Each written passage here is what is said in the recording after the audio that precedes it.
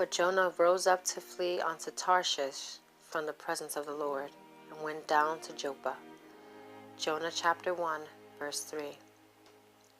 Instead of going to Nineveh to preach the word as God bade him, Jonah disliked the work and went down to Joppa to escape from it.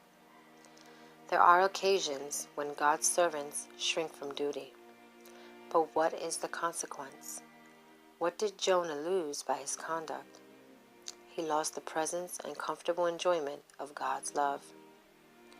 When we serve our Lord Jesus, as believers should do, our God is with us.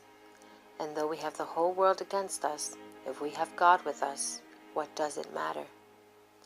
But the moment we start back and seek our own inventions, we are at sea without a pilot. Then may we bitterly lament and groan out, "O my God, where hast thou gone? How could I have been so foolish as to shun thy service, and in this way to lose all the bright shinings of thy face? This is a price too high. Let me return to my allegiance, that I may rejoice in thy presence."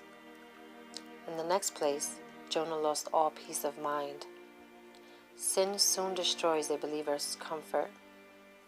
It is the poisonous upas tree, from whose leaves distill deadly drops which destroy the life of joy and peace.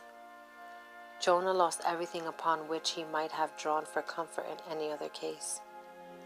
He could not plead the promise of divine protection, for he was not in God's ways.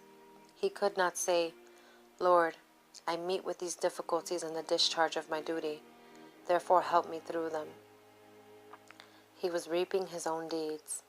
He was filled with his own ways. Christian, do not play the Jonah, unless you wish to have all the waves and the billows rolling over your head. You will find in the long run that it is far harder to shun the work and will of God than to at once yield yourself to it. Jonah lost his time, for he had to go to Tarshish after all. It is hard to contend with God. Let us yield ourselves at once. For daily readings and devotions, please subscribe to Every Creature Ministry.